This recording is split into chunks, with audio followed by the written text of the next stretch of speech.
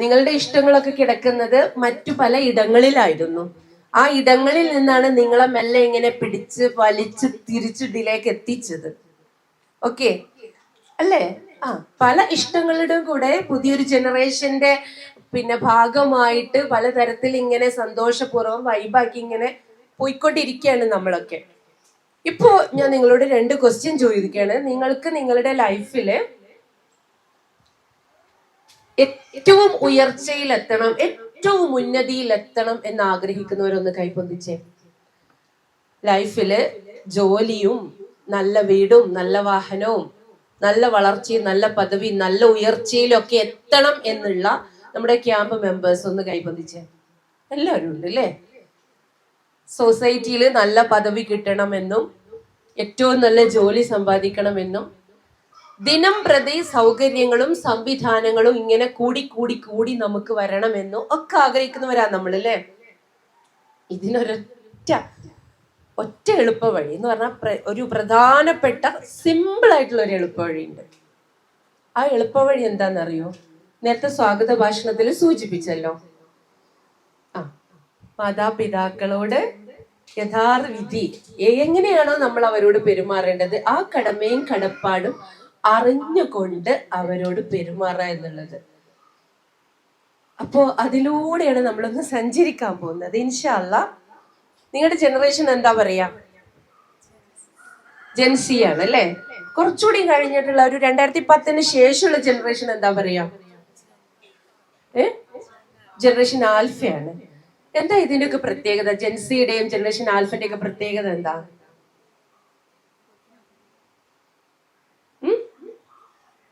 നിങ്ങൾക്ക് മാതാപിതാക്കളെ ഇഷ്ടമാണ് അല്ലേ?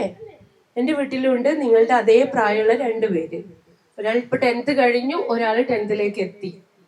മാതാപിതാക്കളെ നിങ്ങൾക്ക് പാരന്റ്സിനെ ഇഷ്ടമാണ് അല്ലേ? അവരുടെ കൂടെ ട്രിപ്പ് പോവാൻ ഇഷ്ടമാണ് ഇല്ലേ? അവരുടെ കൂടെ പുറത്തു പോയി ഫുഡ് കഴിക്കാൻ ഇഷ്ടമാണ്. അതേപോലെ തന്നെ അവരുടെ കൂടെ നിങ്ങൾ ഓൺലൈനായിട്ട് എന്തെങ്കിലുമൊക്കെ ഇരുന്നിട്ട് ഓർഡർ ചെയ്യാൻ ഇഷ്ടമാണ്. പല പല പ്രൊഡക്റ്റുകൾ ഓർഡർ ചെയ്യുന്നുണ്ട്, ഫോട്ടോ എടുക്കുന്നുണ്ട്, വീഡിയോ ഉണ്ടാക്കുന്നുണ്ട്, വ്ളോഗ് ചെയ്യുന്നുണ്ട്, അപ്ലോഡ് ചെയ്യുന്നുണ്ട്. ഇതിനൊക്കെ നിങ്ങൾക്ക് വളരെ താല്പര്യമാണ് നിങ്ങളുടെ പാരന്റ്സിനെയും കൂട്ടിക്കൊണ്ട്. ക്ലിയർ? നിങ്ങളുടെ പാരന്റ്സിനും ഇതുപോലെ ചിലതിനൊക്കെ നിങ്ങളുടെ കൂടെ നിൽക്കാൻ വില്ലിങ് ആയ പാരന്റ്സ് തന്നെയാണ് അല്ലേ? They are maybe 70s, 80s, 90s kids. അത്രയ്ക്ക് തന്നെയല്ലേ ഉണ്ടാവുള്ളൂ. 80s-ലോ 90s-ലോ 70s-ലോ ഒക്കെ ഉള്ള ഒരു കിഡ്സ് ആയിരിക്കും നിങ്ങളുടെ parents. We can call them as millenniums എന്ന് അവർ വിളിക്കുക. ഈ മില്ലേനിയംസ്, ഞങ്ങളെയൊക്കെ പോലെയുള്ള മില്ലേനിയംസ് നിങ്ങളുടെ കൂടെ ഇത്തരം പല കാര്യങ്ങൾക്ക് കൂടെ നിൽക്കുന്നവരല്ലേ? പക്ഷെ ചില സമയത്ത് ഒരു തള്ളവൈബും തന്തവൈബാണ് അല്ലേ? നിങ്ങൾക്കോ? നിങ്ങൾക്ക് എന്ത് മൈൻഡാ ഉണ്ടാവുക?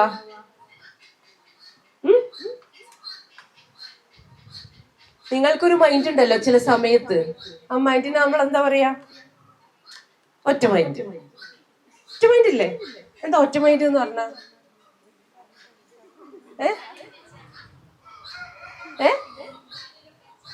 ഒരു കാര്യം വിചാരിച്ചാല് ഒന്നും ചിന്തിക്കൂല. No worried about the consequences. ഒന്നും ചിന്തിക്കാതെ ഒറ്റയടിക്ക് ചെയ്യും. Not tomorrow. ഇപ്പൊ തന്നെ മാറ്റി വെക്കാൻ പറ്റൂല. യാത്രക്ക് വേണ്ടി ഒരുങ്ങാം. വീടിന്റെ തൊട്ടടുത്തുള്ള ഒരു മണിക്കൂർ അല്ലെങ്കിൽ അരമണിക്കൂറൊക്കെ തൊട്ടപ്പുറത്തുള്ള ഒരു സ്ഥലത്ത് ഒരു ഫെസ്റ്റ് നടക്കുന്നുണ്ട്. ഇപ്പൊ പലയിടങ്ങളിലും വെക്കേഷനിൽ ഫെസ്റ്റ് നടക്കുന്നുണ്ടല്ലോ അല്ലേ? മരുവ് നമസ്കരിച്ചിട്ട് നമ്മളെല്ലാരും കൂടി ഒരുങ്ങാണ്, ഡ്രസ്സ് റെഡിയായി, പിന്നെ പാരൻസും അതേപോലെ തന്നെ നമ്മുടെ ബ്രദേഴ്സും ഒക്കെ റെഡിയായി നമ്മൾ വണ്ടി കയറി ഒരു 20 മിനിറ്റിൻ്റെയൊക്കെ യാത്ര. ആ യാത്ര കഴിഞ്ഞ് ആ സ്പോട്ടിൽ എത്താൻ ഒരുങ്ങുമ്പോഴാണ് ശക്തിയുള്ള മഴ, മിന്നലുണ്ട്, ഇടിയുണ്ട്. ഫെസ്റ്റ് എന്നൊക്കെ പറയുമ്പോൾ ഓപ്പൺ ഗ്രൗണ്ടിലായിരിക്കും, വല്ല പാടത്തോ അങ്ങനെയൊക്കെയുള്ള സ്ഥലത്തായിരിക്കും അല്ലെ, യന്ത്രൂഞ്ഞാലൊക്കെ വെച്ചിട്ട്. അപ്പൊ ആ ഫെസ്റ്റിലേക്ക് നമ്മൾ എത്തുന്നു. അപ്പോഴാണ് അറിയുന്നത് ഈ മഴ പെയ്തത് മൂലം ഈ ഫെസ്റ്റ് തൽക്കാലം സ്റ്റോപ്പ് ചെയ്ത് വെച്ചിരിക്കുകയാണ്. ഈ പറയുന്ന ഐറ്റംസ് ഒക്കെ വർക്ക് ചെയ്ത് കഴിഞ്ഞാൽ വെള്ളവും കറണ്ടും ഒക്കെ കൂടി മിക്സ് ആയിട്ട് നമുക്കത് വലിയ പ്രയാസം സൃഷ്ടിക്കും അല്ലേ? ഷോക്കൊക്കെ ഉണ്ടാവും. അതുകൊണ്ട് തൽക്കാലം ഇന്ന് ഇത് സ്റ്റോപ്പ് ചെയ്തിട്ടുണ്ട്. നിങ്ങൾ വേറൊരു ദിവസം വന്നോളൂ എന്ന് പറഞ്ഞാൽ അവിടുന്ന് വന്നവരൊക്കെ ഇങ്ങനെ തിരിച്ച് പറഞ്ഞയച്ചുകൊണ്ടിരിക്കുന്നുണ്ട് പലരും. എന്ത് ചെയ്യും? നമുക്ക് എന്താ തോന്നുക, എന്തായാലും ഇറങ്ങി ഒരാഴ്ചയായിട്ടുണ്ട് പോവാന്ന് പറഞ്ഞ് ഇങ്ങനെ നടക്കുന്നത്. പക്ഷെ ഇതുവരെ പോകാൻ പറ്റിയിട്ടില്ല. അങ്ങ് ഇറങ്ങി റെഡി ആയപ്പോ ഇങ്ങനെയും.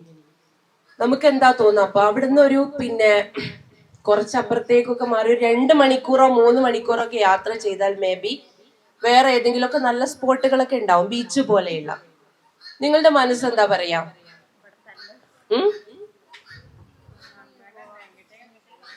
എന്തായാലും ഇറങ്ങിയതല്ല, എങ്ങോട്ടെങ്കിലും ഒന്ന് പോവാം. അപ്പൊ കൂട്ടത്തിൽ ഒരാൾ പറയുന്ന ബീച്ചിൽ പോയാലോ അല്ലേ? ബീച്ചോ? ഇവിടുന്ന് എത്ര സമയമുണ്ട് ബീച്ചിലേക്ക്? 2 മണിക്കൂർ യാത്ര തന്നെ ഉണ്ട്. പിന്നെ അവിടുന്ന് ഒരു പാർക്കിംഗ് ഒക്കെ കിട്ടി ബീച്ചിൽ നമ്മൾ എത്തി ഇറങ്ങി കുറച്ച് സമയമൊക്കെ ഒന്ന് ചുറ്റിക്കറങ്ങി എന്തെങ്കിലുമൊക്കെ വാങ്ങി കുറച്ചതൊക്കെ ആസ്വദിച്ച് അപ്പോഴേക്ക് എത്ര സമയമാകും? രാത്രി ഇറങ്ങുമ്പോ തന്നെ മഗ്‌രിബ് കഴിഞ്ഞിട്ടാണ് നമ്മൾ ഇറങ്ങുന്നത്. പിന്നെ ബീച്ചിലൊക്കെ കറങ്ങി തിരിച്ചെത്തുമ്പോഴേക്കും രാത്രി 1 മണിയോ 2 മണിയോ ഒക്കെ ആവും. ആ സമയത്തുള്ള യാത്ര, അതുപോലെ തന്നെ അന്ന് നമ്മൾ തിരിച്ചു വന്നതിന് ശേഷം ഉറങ്ങിക്കഴിഞ്ഞ സുബഹിക്ക് കറക്റ്റ് എണീക്കാൻ പറ്റൂല, നമസ്കാരം കിട്ടൂല, പള്ളി പോവാൻ കഴിയില്ല. ഇങ്ങനെ പാരന്റ്സ് ഇങ്ങനെ ഓരോന്ന് പറയാൻ തുടങ്ങും. തുടങ്ങി ഒന്നും ആലോചിക്കണ്ട, ഒറ്റ മൈൻഡിൽ പോവാ. നമ്മൾ പറയില്ലേ, തുടങ്ങി ഓരോന്ന് പറയാൻ. അതൊന്നും ഇപ്പൊ ചിന്തിക്കണ്ട, ഒറ്റ മൈൻഡിൽ പോവാ വരിക. ഈ സമയത്തൊക്കെ രാത്രി പാതിരക്കൊക്കെ ബീച്ചിലോ നിങ്ങൾ എന്താ പറയുന്നത്? 2:30-3 മണിക്കൊക്കെ പലയിടങ്ങളിലും പല ബീച്ചുകളിലും അവിടെയൊക്കെ ബർത്ത്ഡേ ഫെസ്റ്റിവൽ സെലിബ്രേഷൻസ് ഒക്കെ നടക്കുന്നത് 2:30-3 മണിക്കാണ്. നിങ്ങൾ എപ്പോഴും ഇങ്ങനെ നേരം വെളുക്കാതെ വെറും ഫേസ്ബുക്കുമായിട്ട് ഇങ്ങനെ ഇരുന്നോളി. ഫേസ്ബുക്കൊക്കെ ഇപ്പൊ തള്ളവൈബും തന്തവൈബും ആണല്ലോ അല്ലെ? അവരുടെ എങ്ങടെങ്കിലും ഒരു യാത്ര പോകും, എന്നിട്ട് അവര് തിരിച്ചു വന്നിട്ട് അവിടുത്തെ 4 ഫോട്ടോസും വെച്ചിട്ട് ഒരു കുറിപ്പ് ഇങ്ങനെ എഴുതും, പോയതും വന്നതും കഴിച്ചതും കണ്ടതും ഒക്കെ ആയിട്ട്. ഇത് വായിക്കാനും കുറെ അവരുടെ കുറച്ച് ഫ്രണ്ട്സ് ഉണ്ടാവും, കുറച്ച് ലൈക്ക് ഇടാനോ അല്ലെങ്കിൽ അവർ പോയതും കൂടിയിട്ട് എന്തെങ്കിലും ഒരു കമന്റ് ഇടാനോ അവരുടെ കയ്യിൽ ഇപ്പൊ അത് മാത്രമാണ്. നമ്മൾ അവിടെയാണോ ഇപ്പൊ ഇരിക്കുന്നത്? നമ്മൾ ഇൻസ്റ്റഗ്രാമും സ്നാപ്ചാറ്റും തുടങ്ങി അങ്ങനെ പല മീഡിയകളുടെ പല രീതിയിലുള്ള ഘട്ടങ്ങളിലേക്ക് നമ്മൾ ഇങ്ങനെ മാറിക്കഴിഞ്ഞിട്ടുണ്ട്. സോ അവരും നമ്മളും ഒരുപാട് അടുത്തിട്ടുണ്ടെങ്കിലും നമ്മളും അവരും തമ്മിൽ ഒരു വലിയ ഗ്യാപ്പ് വന്നുകൊണ്ടിരിക്കുന്നുണ്ട്, നമ്മൾ അറിയാതെ. പുതിയ ഇറങ്ങിയിട്ടുള്ള ഒരു വെബ് സീരീസില് അച്ഛൻ അറിയുന്ന തന്നെയില്ല, രാവിലെ 6:30 മണിയാകുമ്പോ അച്ഛന്റെ അവര് താമസിക്കുന്ന വീട്ടിലേക്ക് 13 വയസ്സുകാരനായ മകനെ അറസ്റ്റ് ചെയ്യാൻ വേണ്ടിയിട്ട് പോലീസ് വരികയും ഇവനെ പിടിച്ച് അവന്റെ ബെഡ്റൂമിൽ നിന്ന് ഉറങ്ങുന്ന അവനെ കുത്തിപ്പിടിച്ച് വലിച്ച് പോലീസുകാർ കൊണ്ടുപോയി അറസ്റ്റ് രേഖപ്പെടുത്തി അവനെ പോലീസ് സ്റ്റേഷനിൽ എത്തിച്ച് അവനെ ചോദ്യം ചെയ്തുകൊണ്ടിരിക്കുന്ന സമയത്ത് പോലും ആ പാരന്റ് പറയുന്നുണ്ട്, പാരന്റ്സിനൊക്കെ കൂടെ അവര് വരാൻ അനുവദിക്കുന്നുണ്ട്. കാരണം ഓൺലി 13, ഹീസ് ഓൺലി ഹിസ് 13. ഇവിടെ എവിടെയോ ഒരു സ്ട്രെച്ച് മാർക്ക് കണ്ടപ്പോ അവര് പറഞ്ഞു ഇവനെ മുഴുവനായിട്ട് ഞങ്ങൾക്കൊന്ന് സെർച്ച് ചെയ്യണം, മുഴുവനായിട്ട് ഡ്രസ്സ് അഴിച്ചിട്ട് അവനെ ഒന്ന് ചെക്ക് ചെയ്യണം എന്ന് പറഞ്ഞപ്പം what are you saying, he's only his 13. നിങ്ങൾ എന്താ പറയുന്നത്? അവൻ എന്തൊരു ഇൻസൾട്ട് ആയിരിക്കും അത്. അതുപോലെ തന്നെ അവനെ ക്വസ്റ്റ്യൻ ചെയ്യുന്ന സമയത്ത് പാരന്റ് അച്ഛൻ കൂടെ ഇരിക്കുന്നുണ്ട്, ചോദിക്കുന്നുണ്ട് മകനെ നീ എവിടെയായിരുന്നു രാത്രി, ഇന്നലെ രാത്രി 10-10:30 വരെ നീ എവിടെയായിരുന്നു എന്ന് ചോദിക്കുന്നുണ്ട്. അതേ വീട്ടില് അന്തി ഉറങ്ങുന്ന രാത്രി ആ വീട്ടിലുള്ള അച്ഛൻ പോലും അറിയുന്നില്ല മകൻ എവിടേക്കാ പോയത്. അവന് സ്മാർട്ടായിട്ട് ഉത്തരവും പറയുന്നുണ്ട്, നോ കമന്റ്സ്. പിടിക്കപ്പെടുമെന്ന് ഉറപ്പുള്ള ചോദ്യങ്ങൾക്കൊക്കെ അവൻ ഉത്തരം പറയുന്നത് നോ കമന്റ്സ്. അവൻ ആരോ പറഞ്ഞു പഠിപ്പിച്ച പോലെ. അങ്ങനെ തന്നെയാണ് ഇത് സംഭവിച്ചത്. ശേഷം അവനോട് ചോദ്യം ചെയ്ത് അവസാനം അവന്റെ ഇൻസ്റ്റഗ്രാമിൽ അവൻ പോസ്റ്റ് ചെയ്ത കാണാൻ പാടില്ലാത്ത ചില ഫോട്ടോസ് അവനിങ്ങനെ കാണിച്ചു കൊടുക്കുന്നുണ്ട്. ഇതൊക്കെ നീ പോസ്റ്റ് ചെയ്തതാണോ? അവന്റെ യെസ് എന്നുള്ള മറുപടിയിലാണ് ആ അച്ഛൻ തല കുനിച്ചു പോകുന്നത്. ഭാരം താങ്ങാനാകാതെ ആ അച്ഛൻ തളർന്നു പോവാണ്. കാരണം അവന്റെ ഐഡിയിൽ തന്നെ പോസ്റ്റ് ചെയ്തതാണ്, അത് ഷുവറാണ്. അതൊക്കെ കളർ പ്രിന്റ് എടുത്ത് പോലീസുകാർ ഇങ്ങനെ കൊണ്ടുവന്ന് ചോദിക്കാം. രാത്രി 10:30 വരെ അവൻ സ്പെൻഡ് ചെയ്ത അവന്റെ കൂട്ടുകാരിയുടെ കൂടെ അവൻ നിന്നതും ആ കൂട്ടുകാരിയും അവനുമായിട്ട് വാക്തർക്കം ഉണ്ടാകുന്നതും അവസാനം പാർക്കിൽ വെച്ച് കൂട്ടുകാരിയെ കിച്ചൺ നൈഫ് ഉപയോഗിച്ച് 4-5 പ്രാവശ്യം കുത്തുന്നതും കൊലപ്പെടുത്തുന്നതും ഒക്കെ CCTV ക്യാമറയിലുള്ള ദൃശ്യങ്ങൾ, വീഡിയോ ചിത്രസഹിതം കാണിച്ചു കൊടുക്കുമ്പോഴാണ് സ്വന്തം മകനെ അത്രത്തോളം കെയർ ചെയ്തുകൊണ്ട് പോലീസുകാരെ എതിർത്ത് പറഞ്ഞിട്ടുണ്ടായിരുന്ന, എതിർത്ത് മീൻസ് അവരെ ചിലതിനൊക്കെ ചോദ്യം ചെയ്തിട്ടുണ്ടായിരുന്ന, എന്തിന് എന്റെ മകനെ പിടിച്ചു കൊണ്ടുപോയി എന്ന് അത്ഭുതപ്പെട്ടിരുന്ന ആ രക്ഷിതാവിന് കാര്യങ്ങൾ മനസ്സിലാകുന്നത്. മക്കളെ, നമ്മൾ അറിയാതെ നമ്മൾ ചിലയിടങ്ങളിലേക്ക് ഇങ്ങനെ പോയിക്കൊണ്ടിരിക്കുകയാണ്. നമ്മൾ കാണുന്നത്, നമ്മൾ കേൾക്കുന്നത്, നമ്മൾ ചിന്തിക്കുന്നത്, ഇതൊന്നും നമ്മുടെ പരിധിയിലല്ലാത്തൊരവസ്ഥയിലേക്ക് പോയിക്കൊണ്ടിരിക്കുകയാണ്. നിങ്ങൾ എന്തൊക്കെ കണ്ടുകൊണ്ടിരിക്കുന്നു, നിങ്ങൾ എന്തൊക്കെ ചെയ്തുകൊണ്ടിരിക്കുന്നു, നിങ്ങൾ ആരൊക്കെയായി സംസാരിച്ചു കൊണ്ടിരിക്കുന്നു എന്നുള്ളത്, ഈവൻ നിങ്ങളുടെ വീട്ടില് നിങ്ങൾക്ക് 5 നേരവും 3 നേരവും ഭക്ഷണവും വസ്ത്രവും വെള്ളവും എല്ലാം ഒരുക്കി തന്ന് നിങ്ങളുടെ കൂടെ നിൽക്കുന്ന പാരന്റ്സിന് പോലും മനസ്സിലാക്കാൻ പറ്റാത്ത തരത്തിലാണ് ഈ മീഡിയയും ആ ഒരു വെബ് വേൾഡ് നിങ്ങൾ അങ്ങനെ പിടിച്ചുകൊണ്ട് പോയിക്കൊണ്ടിരിക്കുന്നത്. ഞാൻ നേരത്തെ സൂചിപ്പിച്ച, നിങ്ങളുടെ പാരന്റ്സിന്റെ കൂടെ ട്രിപ്പ് പോകാൻ ഇഷ്ടമാണ്. ഞങ്ങൾ മില്ലേനിയൻസിനൊന്നും ഇഷ്ടമുണ്ടായിരുന്നില്ല. രക്ഷിതാക്കളുടെ കൂടെ ട്രിപ്പ് പോകാനൊന്നും പിന്നെന്താ, അതിനൊന്നും ഞങ്ങളില്ല. കൂട്ടുകാരുടെ കൂടെ ട്രിപ്പ് പോകാനൊക്കെ ആയിരുന്നു കൂടുതൽ താല്പര്യം ഉണ്ടായിരുന്നത്. ബട്ട് നിങ്ങൾക്കൊക്കെ അതിനൊക്കെ നിങ്ങൾ ഓക്കെ ആണെങ്കിലും നിങ്ങൾ അറിയാതെ നിങ്ങളുടെ പാരന്റ്സുമായിട്ടുള്ള ഒരു കമ്മ്യൂണിക്കേഷന്റെ കണ്ണിങ്ങനെ അഴിഞ്ഞഴിഞ്ഞ് പോയിക്കൊണ്ടിരിക്കുക. ഒരു ചങ്ങലയുടെ കണ്ണി പോലെ ആ കണ്ണികൾ ഇങ്ങനെ അഴിഞ്ഞു പോകുമ്പോൾ അത് വലിയൊരു ഗ്യാപ്പിലേക്ക് ഇങ്ങനെ പോവാണ്. സോ ഈവൻ നിങ്ങൾക്ക് തോന്നുമായിരിക്കും, ഞാൻ എൻ്റെ ഉപ്പയെ അങ്ങനെ സ്നേഹിക്കുന്നുണ്ട്, ഞാൻ എൻ്റെ ഉമ്മയെ സ്നേഹിക്കുന്നുണ്ട്, ഞാൻ അവരോട് വേണ്ട രീതിയിൽ കാര്യങ്ങൾ ചോദിക്കുകയും പറയുകയും ചെയ്യുന്നുണ്ട് എന്ന് നിങ്ങൾക്ക് തോന്നുമെങ്കിലും നിങ്ങൾ അറിയാതെ നിങ്ങൾ മറ്റൊരു ലോകത്തേക്ക് ഇങ്ങനെ പോയിക്കൊണ്ടിരിക്കുക, ഒരു അകന്ന ലോകത്തേക്ക്. അതിൻ്റെ കൂടെ തന്നെ ഒരു വാതിൽ നിങ്ങൾ അടച്ചിട്ട് നിങ്ങളുടെ റൂമുകളിൽ നിങ്ങളുടെ മൊബൈൽ ഫോണുകളിലോ നിങ്ങളുടെ പാരന്റ്സിന്റെ മൊബൈൽ ഫോണുകളിലൂടെയോ നിങ്ങൾ ഇങ്ങനെ പോകുമ്പോൾ 1000 വാതിലുകൾ വേറെ ഇങ്ങനെ തുറന്നുകൊണ്ടിരിക്കുകയാണ്. ഈ ഒറ്റ മൈൻഡും ഈ ജെൻസിയുടെ പലതരത്തിലുള്ള പ്രത്യേകതകളും ഒക്കെ സൂചിപ്പിച്ചുകൊണ്ടിരിക്കുന്നത് നമ്മൾ അറിയാതെ നമ്മളെ ചിലത് മോൾഡ് ചെയ്യാണ്. എന്താ മോൾഡ് ചെയ്യാന്ന് പറഞ്ഞാൽ, ഇവിടെ ഒരു മോൾഡിങ്ങാ നടക്കുന്നത്. ഒരു വലിയ പാറക്കഷ്ണമായിട്ടായിരുന്നു നിങ്ങൾ ഇങ്ങോട്ട് വന്നിട്ടുണ്ടായിരുന്നത്. ആ പാറക്കഷ്ണത്തെ നിങ്ങളുടെ മൈൻഡ് ഇങ്ങോട്ട് വന്നിരുന്ന നിങ്ങളുടെ മൈൻഡിന് ഒരു ഫിസിക്കൽ ഷേപ്പിലേക്ക് നമുക്ക് എടുക്കാൻ പറ്റുമായിരുന്നെങ്കിൽ അതൊരു ബൾജ് ചെയ്ത ഒരു പ്രത്യേക തരത്തിലുള്ള ഒരു പാറക്കഷ്ണമായിട്ട് ഇങ്ങനെ നിങ്ങൾ വന്നത്. ഓരോരുത്തരും ഓരോ രീതിയിലുള്ള കഷ്ണങ്ങളായിട്ടാണ് വന്നത്. പക്ഷെ ഇവിടുത്തെ ഡേ 1 ഡേ 2 ആക്ടിവിറ്റീസും സെഷൻസും ഇന്ററാക്ഷൻസും ഓരോന്നും കഴിയുമ്പോഴേക്കും നിങ്ങളാകുന്ന ആ പാറക്കഷ്ണത്തെ മോൾഡ് ചെയ്ത് കട്ട് ചെയ്ത് വേണ്ടാത്തത് ചെത്തി ഒഴിവാക്കി ചിലത് ഷേപ്പ് ചെയ്ത് ചിലയിടങ്ങളിൽ കൂർപ്പിച്ച് ചിലയിടങ്ങളിൽ മിനുസപ്പെടുത്തി ഇപ്പൊ നിങ്ങൾ ആ ഒരു ഫിസിക്കൽ ഷേപ്പ്, മൈൻഡിന്റെ ഒരു ഫിസിക്കൽ ഷേപ്പ് നമുക്ക് കാണാൻ പറ്റുമെങ്കിൽ അതൊരു ഫൈനായിട്ടുള്ള ഏറ്റവും നല്ല രീതിയിലുള്ള ഒരു പോർഷനായിട്ട് ഇങ്ങനെ മാറിയിട്ടുണ്ടാകും. അതാണ് ഈ ക്യാമ്പിന്റെ പർപ്പസ്. അതാണ് ഇവിടെ നടന്നുകൊണ്ടിരിക്കുന്നത്. ഇതുപോലെ നമ്മളെ മോൾഡ് ചെയ്യാൻ കൂടുതൽ സമയം നമ്മുടെ പാരന്റ്സിന്റെ അടുത്ത് ഇന്ററാക്ട് ചെയ്യാൻ നമുക്ക് പറ്റുന്നില്ല. പക്ഷെ നമ്മൾ ഏറ്റവും കൂടുതൽ സമയം സ്പെൻഡ് ചെയ്തുകൊണ്ടിരിക്കുന്ന നമ്മുടെ ഫ്രണ്ട്സും നമ്മുടെ ജനറേഷൻസും നമ്മുടെ മീഡിയകളും നമ്മുടെ ജനറേഷന്റെ വൈബ്സും ഒക്കെ നമ്മളെ ഇങ്ങനെ ഒരു പ്രത്യേക തരത്തിലേക്ക് മോൾഡ് ചെയ്തുകൊണ്ടിരിക്കുക. Moulding is going on. അപ്പൊ നമുക്ക് എന്താണ് ആ മോൾഡിങ് എന്ന് നമുക്ക് മനസ്സിലാക്കാൻ പറ്റുന്നില്ല. ആ മോൾഡിങ് അവിടെ സംഭവിക്കുന്നത് കൊണ്ട് തന്നെ നിങ്ങൾ അറിയാതെ അഡോളസൻസ് എന്ന് പറയുന്ന ഞാൻ പറഞ്ഞ ഈ വെബ് സീരീസിലെ ഈ മോന് അവൻ കണ്ടുകൊണ്ടിരിക്കുന്ന പല മീഡിയകളിലൂടെയും കേട്ടുകൊണ്ടിരിക്കുന്ന പല വാർത്തകളിലൂടെയുമാണ് അവന്റെ മൈൻഡ് ആ തരത്തിൽ മോൾഡ് ചെയ്യപ്പെട്ടിട്ട് ഒരു പ്രത്യേക തരം കണ്ടീഷനിലേക്ക് അവന്റെ മനസ്സ് പോയതാണ്.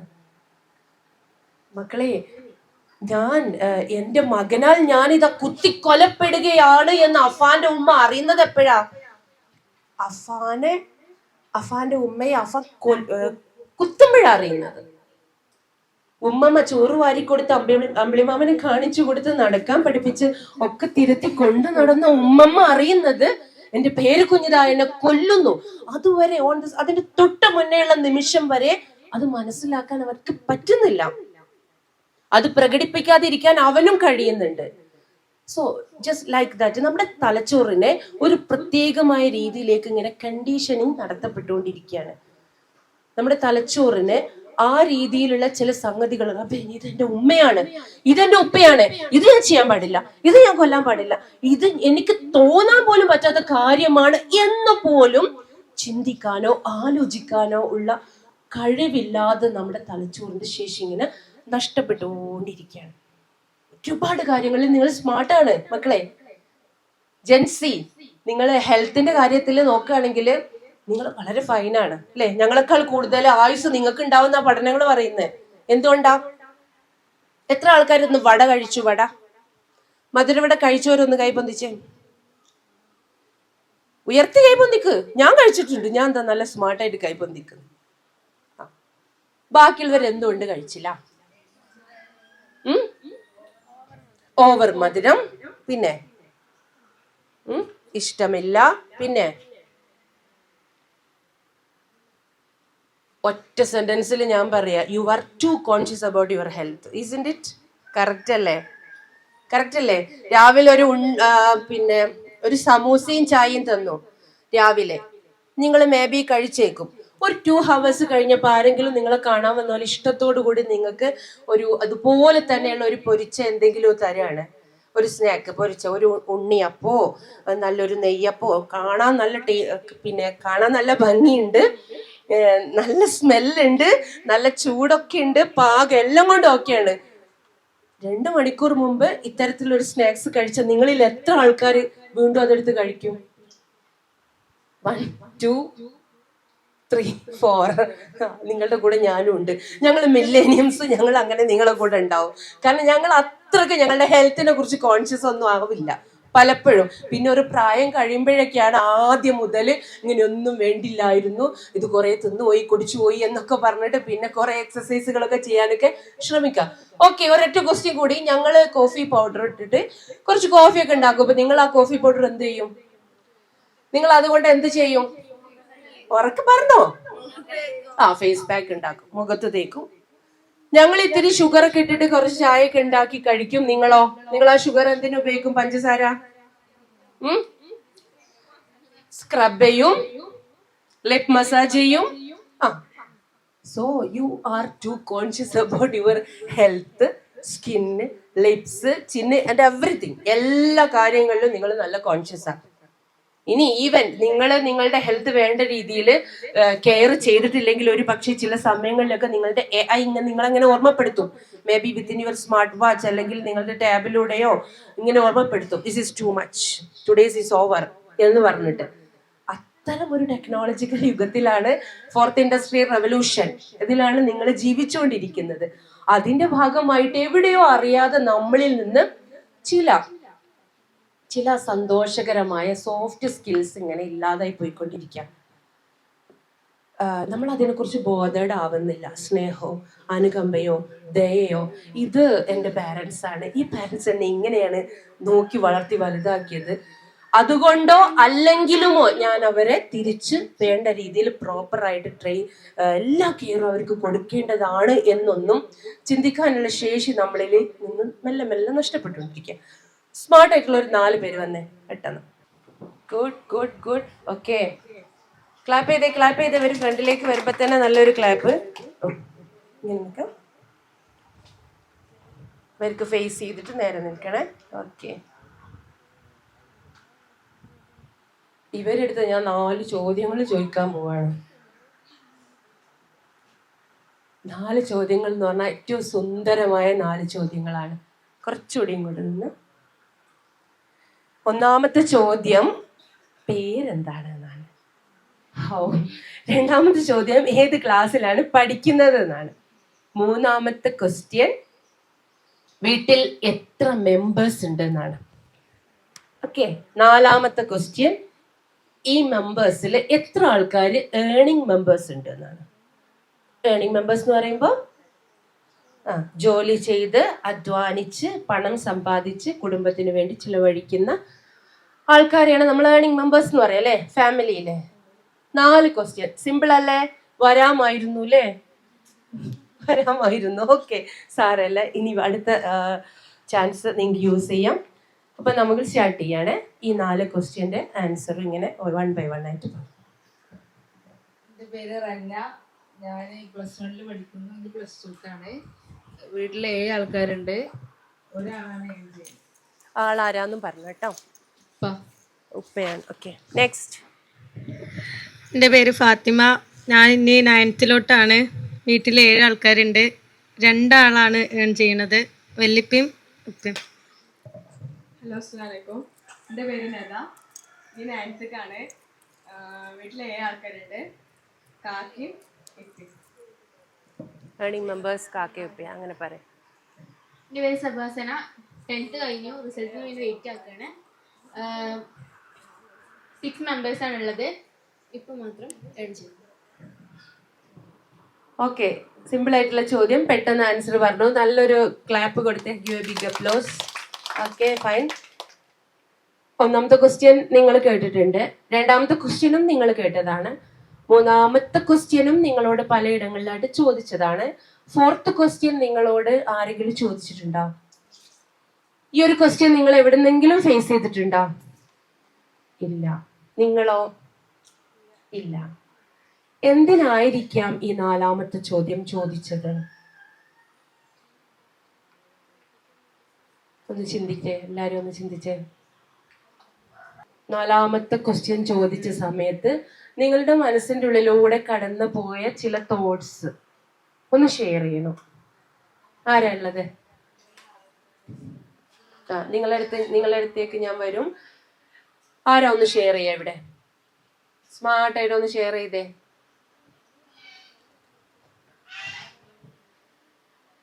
നാലാമത്തെ ദിവസമൊക്കെ ആയില്ലേ? ഇനിയൊക്കെ ഇങ്ങനെ പുറത്തേക്ക് വരാനിരിക്കുന്നതേ ഉള്ളൂ അല്ലേ? കാണാൻ പോകുന്നേ ഉള്ളൂ അല്ലേ? ഞങ്ങളങ്ങടെ ഇറങ്ങട്ടെ. ഓക്കെ ഓക്കെ, നമുക്ക് ഇവിടെ തന്നെ ചോദിക്കാം. ആ ഒരു 4th ക്വസ്റ്റ്യൻ നിങ്ങൾ ഇതുവരെ ഫേസ് ചെയ്തിട്ടുണ്ടോ? നിങ്ങളെ സെൽഫ് ഇൻട്രൊഡക്ഷൻ സെഷനിലോ എവിടെയെങ്കിലൊക്കെ ഇങ്ങനെ ഒരു 4ാമത്തെ ചോദ്യം? നിങ്ങളുടെ വീട്ടിൽ എത്ര ഏർണിംഗ് മെമ്പേഴ്സ് ഉണ്ട്? ആ ചോദ്യത്തിന്റെ ഒരു ഉദ്ദേശം, ആ ചോദ്യം ചോദിച്ച സമയത്ത് നിങ്ങളുടെ ഉള്ളിലൂടെ പോയിട്ടുള്ള ചില ചിന്തകള്, ഇതൊക്കെ ഒന്ന് ഷെയർ ചെയ്ത്. ഇത്ര ആൾക്കാരെ ഒരാൾ മാത്രമാണല്ലോ അധ്വാനിച്ച് നോക്കുമെന്നുള്ളൊരു അത് മാത്രമേ വന്നിട്ടുള്ളൂ. ഒന്നും കൂടി അതിനെ കുറിച്ച് ഒന്ന് ആലോചിച്ചിട്ട് പറഞ്ഞേ.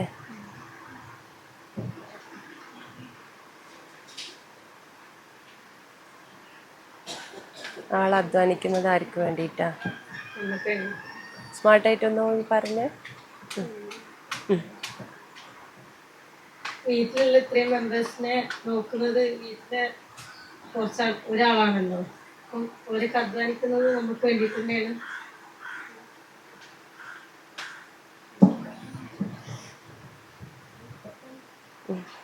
അടുത്ത് വെച്ചിട്ട് പറഞ്ഞു. നിങ്ങൾ വരാൻ കാണിച്ച അതേ സ്മാർട്ട്നെസ് തന്നെ നിനക്ക് നിൻ്റേതായിട്ട് എന്തെങ്കിലും തോന്നിയോ? ഞാൻ ആ ഒരു ആളിൽ ഞാനും കൂടി ഉണ്ടായിരുന്നെങ്കിൽ എനിക്കും എന്തെങ്കിലുമൊക്കെ ചെയ്യണമെന്നുള്ളൊരു ഫീലിങ്സ്, അങ്ങനെയുള്ള കാര്യങ്ങളൊക്കെ ഒന്ന് ഷെയർ ചെയ്യും. അങ്ങോട്ട് നോക്കി പറഞ്ഞു.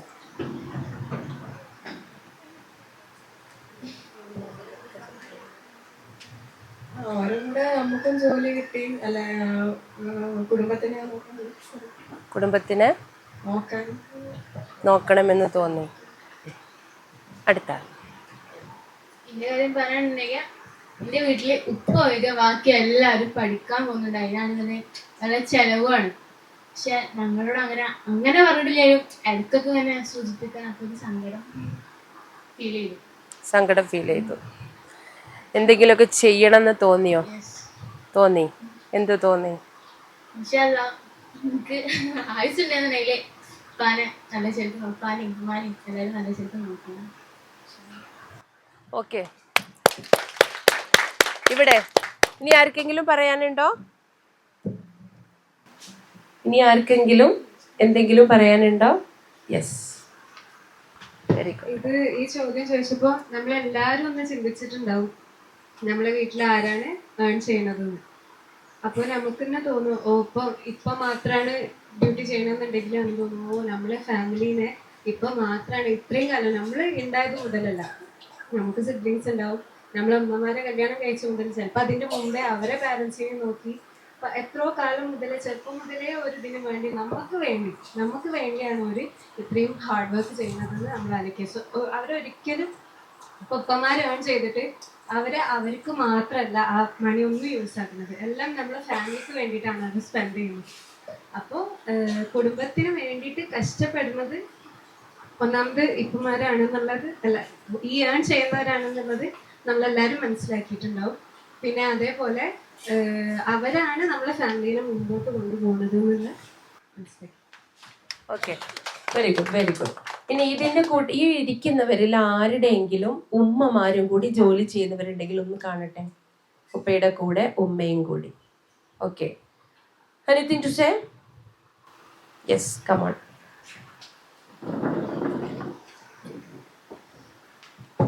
ഇത് പറയാൻ പാടുണ്ടോ പാടില്ല എന്നല്ല, ആക്ച്വലി ചെറുതായിട്ടൊരു ഇമോഷനാണ്.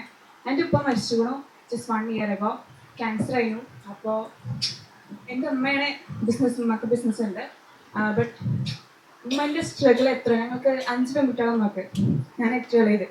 അപ്പോൾ ആ സ്ട്രഗിൾ എത്രയെന്ന് നിങ്ങൾക്ക് ഓരോരുത്തർക്കും മനസ്സിലാവും, ഓരോ ഉമ്മമാർക്കും മനസ്സിലാവും. പറയാൻ കഴിഞ്ഞ അപ്പോൾ എനിക്ക് ആ ഒരു തോട്ട് എനിക്ക് നല്ല ഫീലായി. അതിൻ്റെ ഉള്ളിലേക്ക് ഫസ്റ്റ് വന്നത് അതന്നെ. എത്ര സ്ട്രഗിൾ അടിക്കണം നിങ്ങളൊന്നും ആലോചിച്ച്. 3 കല്യാണം കഴിച്ചു, നല്ലൊരു വീട്ടില് എത്തിച്ചു. ഒരാളിപ്പോ നിലമ്പൂർ ഡയറ്റീഷ്യൻ ഫുഡ് ടെക്നോളജി പഠിക്കാണ്. എൻ്റെ ഉമ്മ എന്ന് പറഞ്ഞാൽ എനിക്ക് ഏറ്റവും ആഗ്രഹം, നിങ്ങൾക്കറിയാലോ എനിക്ക് സ്പീക്കിംഗ് ഭയങ്കര ഇഷ്ടമാണ്. അപ്പോൾ ഞാൻ നല്ല സംസാരിക്കും. എനിക്ക് ആഗ്രഹമുണ്ട് എനിക്ക് സ്വന്തമായിട്ടൊരു എയിം ചെയ്യണം. എടാ നമുക്ക് എല്ലാവർക്കും ആഗ്രഹം ഉണ്ടാവൂലേ, നമ്മളൊരു ഇതാവുമ്പോ നമ്മൾക്ക് എന്റെ ഒരു സിറ്റുവേഷൻ വെച്ച് നോക്കുമ്പോ നമ്മൾ ഫാമിലിക്ക് നമ്മൾ എന്തെങ്കിലുമൊക്കെ കൊടുക്കണ്ടേ. ഒരു നല്ലൊരു കാര്യമില്ല, അതൊക്കെ നമ്മളെ കൊണ്ട് പറ്റണത്ര നമ്മൾ ചെയ്തെടുക്കണം. ഞാൻ ഈ വെക്കേഷനിൽ അങ്ങനെ കുറെ നോക്കിയും എന്നെ കൊണ്ടിട്ടാണ് ഏതൊരു കുഞ്ഞു ജോബായാലും പോലും എയിം ചെയ്യണല്ലോ. എന്താ വെച്ചാല് ഒരു 500 രൂപ മാസം കിട്ടുകയാണെങ്കിൽ പോലും നമ്മൾ അതും പാരന്റ്സിന് വെച്ചെടുക്കുമ്പോ അതൊരു പ്രൗഡായിരിക്കും അല്ലേ? ആണ്, കാരണം നമ്മുടെ ഫസ്റ്റ് സാലറി അങ്ങനെ ഒരു തോട്ട് തന്നെ ആയിരിക്കും.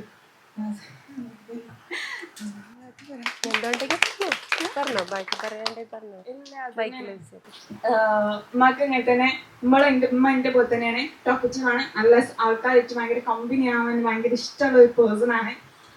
അതേപോലെ തന്നെ വീട്ടിലുള്ള എല്ലാവരും, ഞാനും നല്ല ടോക്കറ്റീവാണ്. ഞാൻ ഇതേപോലെ പൊതുവെ സ്കൂളിലൊക്കെ നല്ല സംസാരിക്കും. എനിക്ക് മോട്ടിവേഷൻ ചെയ്യാൻ ഭയങ്കര ഇഷ്ടമാണ്. സോ എനിക്ക് ആ ഒരു മേഖലയിൽ ഒന്നെങ്കിൽ ആ ഫീൽഡ് പോകും, അല്ലെങ്കിൽ മിലിറ്ററി അങ്ങനത്തെ ഫീൽഡൊക്കെ ഭയങ്കര ഇഷ്ടമാണ്. അതായത് ഔട്ട്ഫിറ്റ് ആയിരിക്കും, ഇവിടെ എനിക്ക് എന്തോ അങ്ങനത്തെ ഒരു ഫീൽഡ് ഭയങ്കര ഇഷ്ടമാണ്.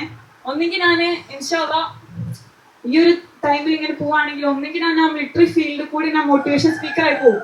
എന്നുവെച്ചാല് എനിക്ക് മോട്ടിവേറ്റ് ചെയ്യാൻ ഭയങ്കര ഇഷ്ടമാണ്. എന്നുവെച്ചാൽ ഈ നടുവ് കൂടെ ഇങ്ങനെ സംസാരിച്ചു പോണതും എനിക്ക് മിസ്സിനെ കണ്ടപ്പോൾ എനിക്ക് seriously I am proud. Seriously എല്ലാവർക്കും ചിലവരിനോട് പറയും ഇന്ന ഒരാള് അഭിമാനിക്കാൻ എനിക്ക് ഭയങ്കര ഇഷ്ടമാണ്. അത് എല്ലാവർക്കും ഇഷ്ടമായിരിക്കുമല്ലോ. എപ്പോ നമ്മളോട് പറയണേ നല്ല രസം പറയണേ, എനിക്ക് തീരെ സ്റ്റേജ് ഫിയർ ഇല്ല, ഒരു കോൺഫിഡന്റാ. സീരിയസ്ലി അത് മിസ്സിനത് ഫീൽ ചെയ്തിട്ടുണ്ടോ? യെസ്, ഫീൽ ചെയ്തു. അപ്പോൾ പിന്നെ ഉപ്പയില്ലാതെ സ്ട്രഗിൾ ചെയ്യുന്ന ആ ഒരു സംഭവം ഒരു 1 year ആയിട്ട് നീ കണ്ടോണ്ടിരിക്കുകയാണ് അല്ലേ? സ്ട്രഗിൾ അല്ല, ഉമ്മ ഫുൾ ഹാപ്പി ആയിട്ട് ചെയ്യല്.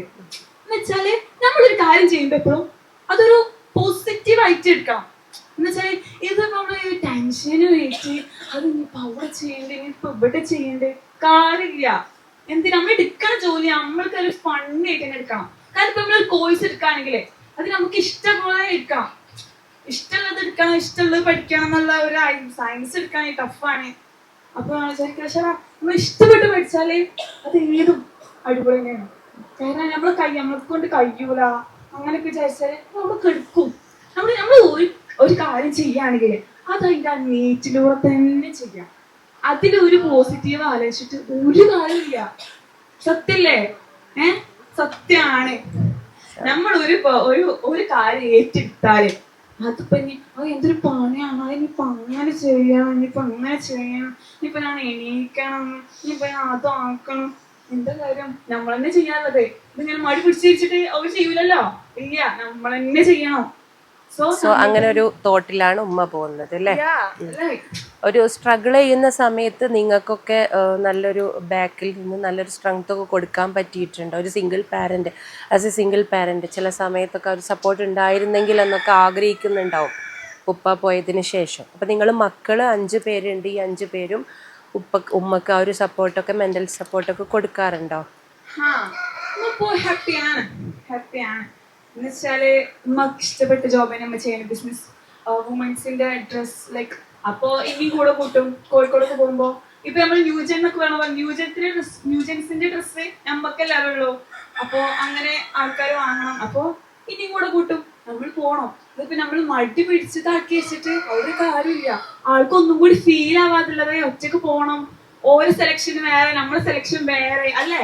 അപ്പൊ നീ കൊടുത്തോണ്ടിരിക്കുന്ന ഓരോ സപ്പോർട്ട് മേ ബി ഇവിടെ ചിന്തിക്കുന്നത് ഒരു ന്യൂജൻ രീതിയിലുള്ള വസ്ത്രങ്ങളൊക്കെ ഞങ്ങൾക്കായിരിക്കും കൂടുതൽ അറിയാം, അതുകൊണ്ട് ഞാനും കൂടെ പോയി കൊടുക്കുന്നത് നല്ലതായിരിക്കും എന്നായിരിക്കും. പക്ഷെ അറ്റ് ദ സെയിം ടൈം നിന്റെ ഉമ്മ നീ കൂടെ ഉള്ളത് കൊണ്ട് ചില സമയങ്ങളിലൊക്കെ ഉമ്മയുടെ വിഷമങ്ങൾ അതുകൊണ്ട് തീരുന്നുണ്ടാവും. സോ ഇതുപോലെ നമ്മുടെ പാരൻസിൻ്റെ ഉള്ളെന്താണ് എന്നറിയാൻ നമുക്ക് പലപ്പോഴും പറ്റാറില്ല. ഇപ്പോൾ എന്നോട് ഇവിടെ നിന്ന് താത്തമാർ ചോദിക്കുകയാണ്, നമ്മുടെ MGMന്റെ മുസ്ലിം എങ്ങനെയുണ്ട്, ഉമ്മനെ വിളിച്ചിരുന്നോ, സംസാരിച്ചിരുന്നോ? ആ ഉമ്മനെ വിളിച്ചിരുന്നു. ഉമ്മയുടെ വിശേഷം എന്താന്ന് ചോദിക്കുമ്പോൾ ഞാൻ പറയും, ആ ഉമ്മനെ ഇന്ന് രാവിലെ വിളിച്ചിട്ടുണ്ടായിരുന്നു, സംസാരിച്ചിട്ടുണ്ടായിരുന്നു, ഉഷാറല്ലേ ഉമ്മ? ആ ഉമ്മ ഹാപ്പിയാണ്, ഉഷാറാണ്. രാവിലെ ഞാൻ ഉമ്മയെ വിളിക്കും, ഉമ്മ പിന്നെ ഉഷാറല്ലേ, എന്താ രാവിലെ എന്താ കഴിച്ചത്, ഇനി ഇന്നെന്താ പ്ലാൻ, എങ്ങോട്ടെങ്കിലും പോവാനുണ്ടോ, പരിപാടികൾ എന്തെങ്കിലും ഉണ്ടോ, ചായ ഒക്കെ കഴിച്ചിരുന്നോ, ഇങ്ങനെയൊക്കെ നമ്മൾ ഫോണിലൂടെ വിളിച്ച് സംസാരിക്കും. അവരുമായിട്ട് നമ്മൾ സംസാരിച്ച് ഫോണൊക്കെ വെച്ചിട്ട് ഓക്കെ അൽഹംദുലില്ലാ അമ്മ ഉഷാറാണ് എന്ന് പറഞ്ഞിട്ട് ഞാൻ ഫോൺ കട്ട് ചെയ്ത് ഞാൻ എൻ്റെ തിരക്കുകളിലേക്ക് മുഴുകും. But at the same time 4 വർഷം മുന്നെയാണ് എൻ്റെ ഉപ്പ ഇതുപോലെ എൻ്റെ ഉമ്മയുടെ അടുത്ത് നിന്ന് പഠിച്ചോൻ വിളിച്ചിട്ട് പോയത്. അപ്പോൾ എൻ്റെ ഉമ്മയുടെ അടുത്ത് ഞാൻ അടുത്ത് പോയി ഒരു ദിവസം നിന്ന് താമസിച്ച് ഉമ്മയും ഞാനും കൂടി ഭക്ഷണം കഴിച്ച് ഇശാ നമസ്കാരത്തിന് ശേഷം കുറേ സമയം ഒരുമിച്ചിരുന്ന് ഇങ്ങനെ സംസാരിക്കുമ്പോഴായിരിക്കും ഒരു പക്ഷേ പിന്നെ മോളെ ഒറ്റക്ക് ഇതാ ഈ വർഷം ഉമ്മയുടെ റിട്ടയർമെൻ്റ് ആണ്, അപ്പോൾ ഞങ്ങൾ ഒരുമിച്ചൊരു നല്ല സന്തോഷമുള്ള അടിപൊളി ഒരു ജീവിതം ആഗ്രഹിച്ച ഒരു സമയം ഉണ്ടായിരുന്നു. എല്ലാ തിരക്കുകളും കഴിഞ്ഞിട്ട് അങ്ങനെ ഒരു ജീവിതം നമുക്ക് ഉണ്ടാവും എന്നൊക്കെ പ്ലാൻ ചെയ്ത്. പക്ഷേ റബ്ബ് ഉപ്പനെ നേരത്തെ വിളിച്ച് ഉപ്പ പോയി. പിന്നെ ചില സമയത്ത് ഉമ്മ ഒറ്റയ്ക്ക് ഇരിക്കുമ്പോൾ നമുക്കൊരു പ്രയാസമാണ്, ഒരു വിഷമാണ്, എന്തോ ഒരു ചിന്തയാണ്. സാരില്ല ശരിയായിക്കോളും എന്നൊക്കെ പറയുമ്പോഴും ഉമ്മയുടെ കണ്ണുകളിൽ നനവുണ്ടാവും. എത്ര കരുത്തുള്ള ആൾക്കാരായാലും അവരുടെ ജീവിതത്തിൽ പതറിപ്പോകുന്ന ചില സന്ദർഭങ്ങളുണ്ടാവും. അപ്പം നമ്മുടെ കൂടെ ഇരിക്കുകയും കൂടെ ഇരുന്ന് കെട്ടിപ്പിടിച്ച് തലോടി കൊട്ടിപ്പിടിച്ച് ഉമ്മ കൊടുത്ത് അടുത്തിരുന്നു കൊണ്ട് കൂടെ ജീവിച്ചു കൊണ്ട് കിട്ടുന്ന ഒരു ഫീൽ എന്ന് പറയുന്നത് അതൊരു പ്രത്യേക ഫീലാണ്. അപ്പോഴാണ് ഉള്ളിൻ്റെ ഉള്ളം എന്താണ് എൻ്റെ ഉമ്മയുടെ ഉള്ള്, എന്താണ് എൻ്റെ ഉപ്പയുടെ ഉള്ള്, എന്തിനെ കുറിച്ച് അവർ ചിന്തിച്ചുകൊണ്ടിരിക്കുന്നത്, അവർക്ക് എന്താണ് അവർക്കുള്ള പ്രയാസങ്ങൾ, അതൊന്നും സാരല്ലോ, അതൊക്കെ ശരിയായിക്കോളും എന്ന് പറഞ്ഞ് ഉമ്മയെ ഒന്ന് തടവാനും തലോടാനും ചേർത്ത് പിടിച്ചുറങ്ങാനും, അത് കഴിഞ്ഞ് ഒരു ദിവസം ഒരുമിച്ചൊക്കെ നിന്ന് കഴിഞ്ഞ് തിരിച്ചു പോരുമ്പോൾ ഉമ്മമാർക്ക് കിട്ടുന്ന ഒരു ആശ്വാസവും സമാധാനവും, എന്തായാലും എന്താ എൻ്റെ കൂടെ എൻ്റെ മക്കളുണ്ടല്ലോ എനിക്ക് കൂടെ, എനിക്കൊരു വിഷമമില്ല ഒരു പ്രയാസവും എന്നുള്ള രീതിയിൽ അവർക്ക് കിട്ടുന്ന ഒരു ആശ്വാസവും സമാധാനവും ഒന്നും ഈ പറയുന്ന ഫോൺ വിളിച്ച് ചോദിക്കുകയോ മറ്റേതെങ്കിലും രീതിയിലൂടെ നമ്മൾ മെസ്സേജ് ചെയ്തുകൊണ്ട് ചോദിക്കുകയോ ചെയ്യുമ്പോൾ കിട്ടൂല. ഇതിനോട് ചേർന്ന് ഒരു ചോദ്യം കൂടി ചോദിക്കുകയാണ്, നിങ്ങളുടെ ഡെയിലി ലൈഫിൽ 24 ഹവേഴ്സിൽ എത്ര സമയം നിങ്ങൾ സോഷ്യൽ മീഡിയയ്ക്ക് വേണ്ടി ഉപയോഗിക്കുന്നുണ്ട്?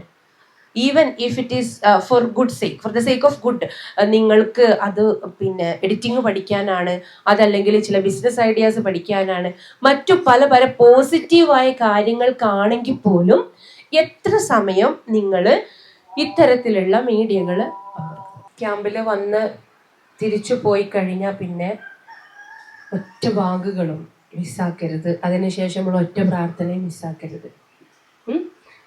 പഠിച്ചോ നമ്മളോട് ഈ ബാങ്കേറ്റ് ചെല്ലുകയും അതിനുശേഷമുള്ള പ്രാർത്ഥനയുടെയും പുണ്യം എത്രത്തോളം ഉണ്ട് എന്ന് പറഞ്ഞു തന്നിട്ടുണ്ടായിരുന്നെങ്കിൽ നമ്മൾ ഇതിനു വേണ്ടിയിട്ട് കാത്തിരിക്കുമായിരുന്നു എന്നാണ് പറഞ്ഞത്. നമ്മൾ മിസ്സാക്കിക്കൊണ്ടിരിക്കുന്ന കുഞ്ഞു കുഞ്ഞു വലിയ നന്മകളും വലിയ പുണ്യങ്ങളുമാണ് ഇതൊക്കെ. അപ്പം അതൊക്കെ ജീവിതത്തിൻ്റെ ഭാഗമായിട്ട് ഇങ്ങനെ മാറണം. ഇനി ഇൻഷാ അല്ലാ 24 ഹവേഴ്സിൽ എത്ര സമയം നിങ്ങൾ സോഷ്യൽ മീഡിയ ഉപയോഗിച്ചുകൊണ്ടിരിക്കുന്നുണ്ട്? ഒരു 13 അല്ലെങ്കിൽ 14 ഹവേഴ്സ് മാത്രം ആക്കാം. ബാക്കിയുള്ള സമയം നിങ്ങൾ ഉറങ്ങായിരിക്കുമല്ലോ അല്ലേ? അതിലെത്ര സമയം? 1 hour 5 hours. പിന്നെ 4 hours. പിന്നെ 1 hour മാത്രമേ തരുള്ളൂ എന്ന് സ്ട്രിക്റ്റ് ആയിട്ടുള്ള പിന്നെ ഏതെങ്കിലും വീടുകളുണ്ടോ? അങ്ങനെ നിയമം വെച്ചിട്ടുള്ള ഉണ്ടോ? വീട്ടിലുണ്ട്. ഓക്കെ. എത്ര ഫോൺ ഉണ്ട് വീട്ടില്? കാക്കക്കുണ്ട്. ആ, ഉമ്മക്കില്ലേ? ഉമ്മക്ക് ഫോൺ ഉണ്ട്. നിനക്ക് സ്വന്തമായിട്ടുണ്ടോ? വീട്ടിലാകെ 2 ഫോണ്. ഉപ്പ, ഉമ്മ, കാക്ക 3 ഫോണ്. എന്നാലും നിങ്ങൾക്ക് തരില്ല. 1 hour ഓൺലി. 1.5 മണി, 1.5. ഓക്കെ. അങ്ങനെയുള്ള സ്ട്രിക്റ്റ് ആക്കിയിട്ടുള്ള വീട് ഒന്നേ ഉള്ളൂ. പിന്നെ 5 hours, 4 hours, മേ ബി അതിൽ കൂടുതലും ചിലപ്പോൾ അതിൽ കുറവൊക്കെ ആയിരിക്കാം. ഈ പറയുന്ന ഈ ഒരു 13 or 14 hours നിങ്ങളുടെ പാരന്റ്സിന്റെ കൂടെ സ്പെൻഡ് ചെയ്യാൻ എത്ര സമയം എടുക്കുന്നുണ്ട് ഡെയിലി? അടുത്തിരുന്ന് സംസാരിച്ച് മുഖത്തേക്ക് നോക്കി ചേർത്ത് പിടിച്ച് കൈ പിടിച്ച് ആ കൈ വിടാതെ കുറെ സമയം പിടിച്ച് എത്ര സമയം